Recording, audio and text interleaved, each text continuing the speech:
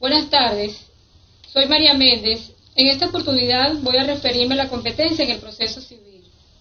Es menester precisar que la función jurisdiccional la ejerce el Estado a través de muchos tribunales, y para cumplir con la garantía constitucional de la justicia para todos los ciudadanos, es necesario dividir la función entre un número de tribunales, creados proporcionalmente con la población y de acuerdo con la división político-territorial del país.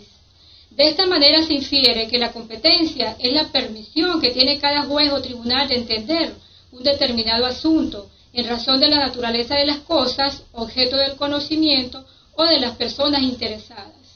Y el fundamento descansa en que si todos los tribunales gozan de jurisdicción para entender de los litigios que les son sometidos, sería completamente imposible determinar a qué tribunal correspondería su conocimiento, si cada uno goza o no de una atribución especial para el entendimiento del asunto.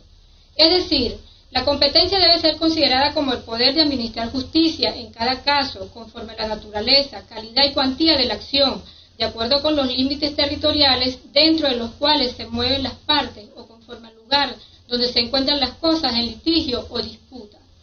Entre las características de la competencia podemos decir que en lo relativo a la materia y cuantía es improrrogable e inderogable, es decir, que son de orden público absoluto, que no pueden modificarse por ningún pacto, siendo de orden público relativo o dispositivo, pudiendo relajarse por convenio entre las partes. También tenemos que es indelegable, en el sentido de que los tribunales no pueden delegar sus funciones en otro tribunal. También es un presupuesto procesal, por cuanto el juez no podría ejercer su función jurisdiccional, su función de administrar justicia, en un proceso en el que carezca de competencia, ya que se violará el derecho constitucional que tiene todo ciudadano a ser juzgado por sus jueces naturales, tal como lo tipifica la Constitución Nacional en el artículo 49, específicamente en el numeral 4, el cual indica que el debido proceso se aplicará a todas las actuaciones judiciales y administrativas, y en consecuencia toda persona tiene derecho a ser juzgada por sus jueces naturales, en las jurisdicciones ordinarias o especiales, con las garantías establecidas en la Constitución y la ley. También dice que ninguna persona podrá ser sometida a juicio sin conocer la identidad de quien la juzga, ni podrá ser procesada por tribunales de sección o por comisiones creadas para tal efecto. Ahora bien, la competencia tiene factores, como aquellos que la ley toma en consideración para distribuir la competencia entre los diversos tribunales de justicia del país. Entre estos factores tenemos la materia, la cuantía y el territorio. En cuanto a la competencia por la materia, podemos decir que uno de los elementos importantes para determinar el tribunal competente es la materia, y se debe tener presente las disposiciones previstas en el artículo 28 del Código de Procedimiento Civil, el cual indica que la competencia por la materia se determina por la naturaleza de la cuestión que se discute y por las disposiciones legales que la regulan, lo que indica que para la determinación del tribunal competente para conocer de la causa debe entenderse la naturaleza de la cuestión que se va a dilucidar, es decir, puede ser civil, penal, laboral, constitucional, contencioso, administrativo, mercantil, entre otras. Es decir, que esto va a depender del derecho que se reclame para determinar la naturaleza de la cuestión y, en consecuencia, el tribunal competente para ese caso. En cuanto a la competencia por la cuantía, esta es el valor jurídico o económico de la relación u objeto litigioso. Según el artículo 29 del Código de Procedimiento Civil, la competencia por el valor de la demanda se determina por las disposiciones del referido código y por la Ley Orgánica del Poder Judicial. Así tenemos que el valor del asunto controvertido es tomado en cuenta para determinar el conocimiento entre un tribunal interior y otro de mayor jerarquía. Con base al valor se distribuye el conocimiento entre los diferentes jueces ordinarios. Es de señalar que el Código de Procedimiento Civil señala un grupo de reglas para determinar el valor de la demanda.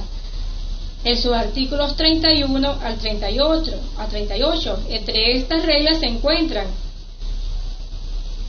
en cuanto al valor de la demanda, el cual está constituido por el capital, si se trata de una suma de dinero, más los intereses vencidos, los gastos de cobranza y la estimación de los daños y perjuicios, pero solo los gastos y daños ocurridos antes de demandar.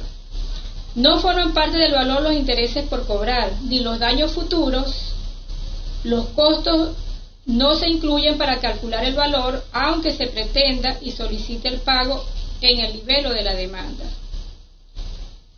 En cuanto a las causas relativas a las cuotas de obligaciones, de acuerdo al artículo 32 del Código de Procesal Civil, tenemos dos supuestos a saber.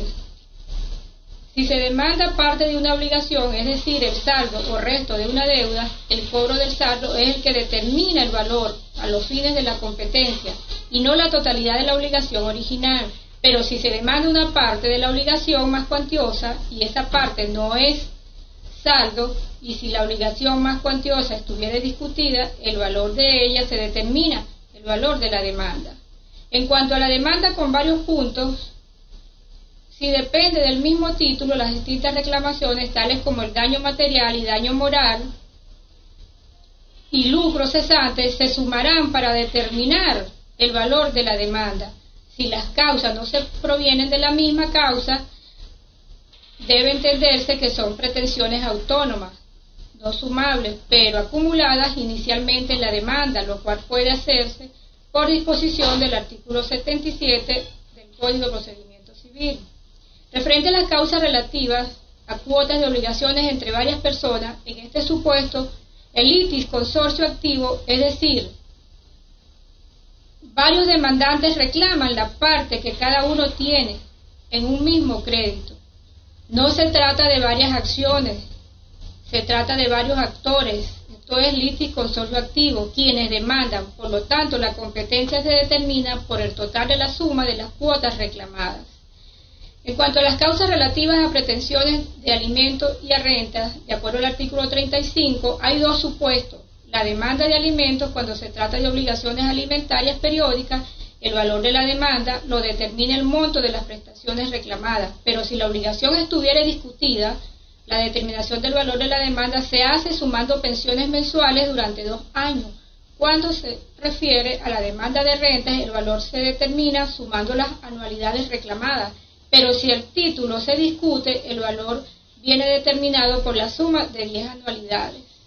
En cuanto a las causas relativas al arrendamiento, si el contrato es por tiempo determinado, el valor de la demanda sobre la validez o continuación del contrato se determina sumando las pensiones sobre las cuales se litigue y sus accesorias. Si el contrato es por tiempo indeterminado, el valor se determina sumando las pensiones de 1 año. Para las prestaciones en especie se determinará de acuerdo a los precios corrientes del mercado, es decir, de acuerdo a la ley de la oferta y la demanda, que es la que determina normalmente los precios del mercado, tal como lo indica el artículo 37 del Código Procesal Civil. Cuando el valor de la cosa demandada no coste, pero sea apreciable en dinero, el demandante debe estimarlo. Así lo indica el artículo 38 del Código de Procedimiento Civil. Ahora vamos a hablar sobre la competencia por territorio. Esto no es más que el lugar físico donde se encuentran los sujetos y el objeto de la controversia, o donde se produjo el hecho que motiva el juicio. En cuanto a las reglas para determinar la competencia por el territorio, estas están previstas en los artículos 41 al 47 del Código de Procedimiento Civil. Entre estas se encuentran la demanda sobre derechos personales y reales, muebles, establecidos en el artículo 40 y 41 del Código de Procedimiento Civil. En este caso se habla de derechos personales y de los derechos reales sobre bienes muebles, siendo los derechos personales los derechos que una persona tiene sobre otra cosa, como por ejemplo los derechos de crédito, mientras que los derechos reales son aquellos derechos que tiene una persona sobre una cosa y se dividen en derechos reales de bienes muebles y derechos de bienes inmuebles. Ahora bien, si la demanda versa sobre derechos personales o derechos reales sobre bienes muebles, el juez competente será el del domicilio del demandado, sino en su residencia o donde se encuentre.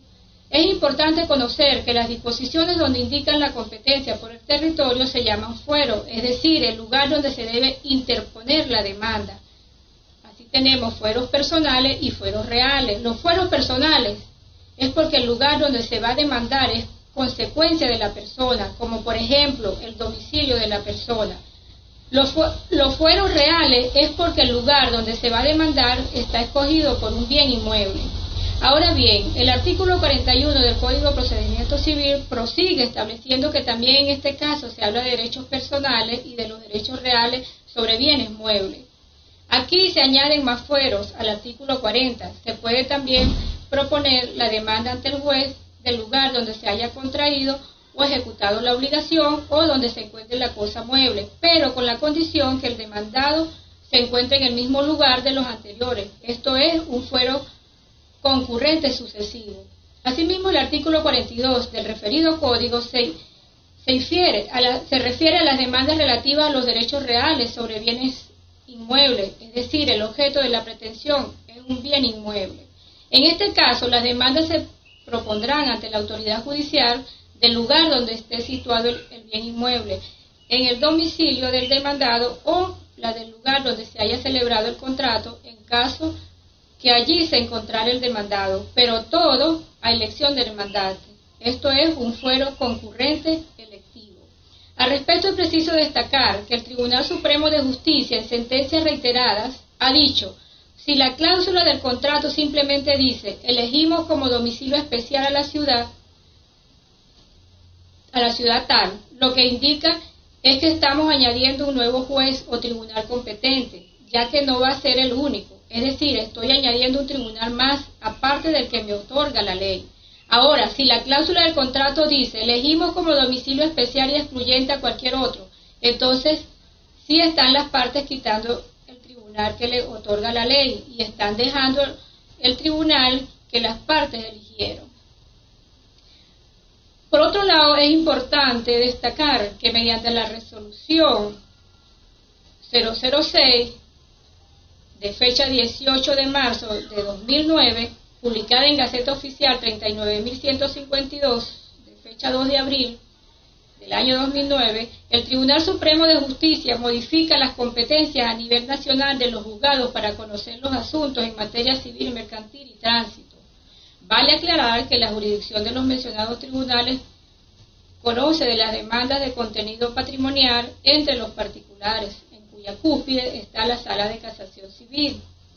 Al respecto, modificó las competencias por la materia y por la cuantía de los juzgados de municipio y primera instancia, estableciendo un nuevo límite para la determinación de la competencia en cuanto a contencioso se refiere, fijando un límite de 3.000 unidades tributarias.